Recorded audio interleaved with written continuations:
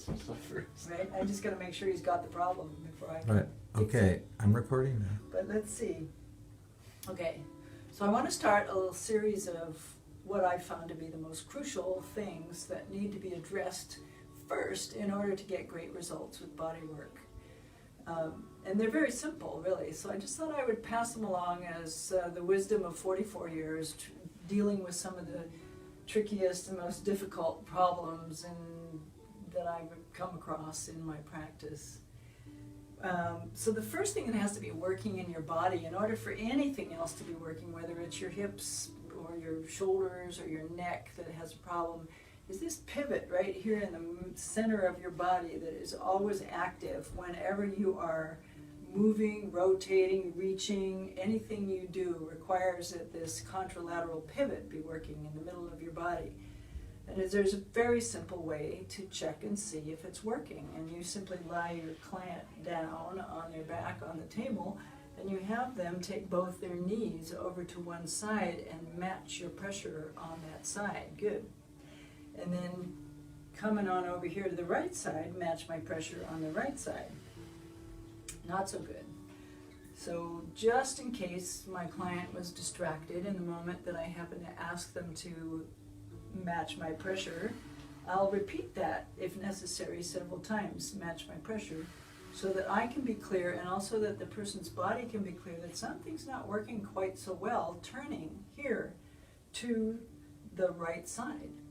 And it's the big muscles that attach right here in the middle of your body. So if you take a line from the hip to the shoulder, right here in the middle at the bottom of your rib cage and right in the back is a big intersection of a whole bunch of large muscles, and in this case we're looking at the quadratus lumborum, we're looking at the traps, we're looking at the lats, and everything coming in to this crossroads. So the big players for this particular movement are the quadratus lumborum, which will take over if there is a problem with the pivot. Sometimes it's the spine itself that gets knocked out of place, some kind of impact to your body that sets you up with a torque. And in this case, this torque is helping to move to the left side and in hindering moving to the right side, which would really show up if you were snowboarding or skiing.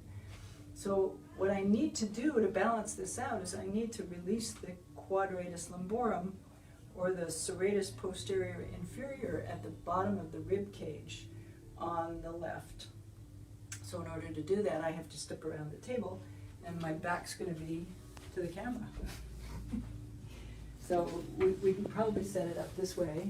I'm going to have your hand right here. I'm going to slide my hand under the edge of the rib cage to the top of the quadratus lumborum, and I'm going to palpate to see where's the most dense tissue. Is it in the erectors going straight up and down next to the spine? Or is it in the serratus posterior inferior, wiring the rib cage too closely to the spine such that when the legs are turning to the right, there's no space between the ribs and the spine, and so the whole thing turns as one. So that's the one I'm going for, serratus posterior inferior, which can be pretty tight, and it prevents you from taking a deep breath. It prevents you from inhaling wide across the back of your rib cage. So go ahead and take a breath that tries to be wide in the back here on the left. Good. And when you let your breath go, simply let it go. So my favorite approach for this is what I call dynamic release, of activating the right rotation while releasing the left fixation.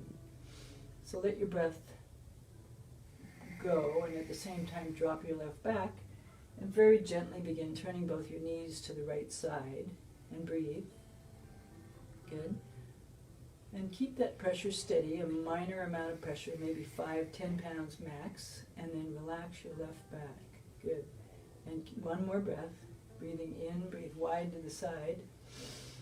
Good. Breathing out, continuing to turn to the right, gently, dropping your left back. There, you got it. All right, so now I can retest, and we can have you put both your knees to the left side. Both your knees here to the right side, match my pressure, good. Both to the left, good. And both to the right. And that's all it takes to correct the pivot right there in the middle of the body. So, that approach, using a dynamic release, is something that, along with a bunch of other dynamic releases in the body, I've put together in a series called Dynamic Releases Video, which is on our neuromuscular-reprogramming.com website. So that's actually something that any practitioner could be coached in learning how to do. Some clients take a lot longer to arrive at this point, but here we have an educated body that had no problem making that change and being able to have the pivot working in both directions. Good place to start your next session.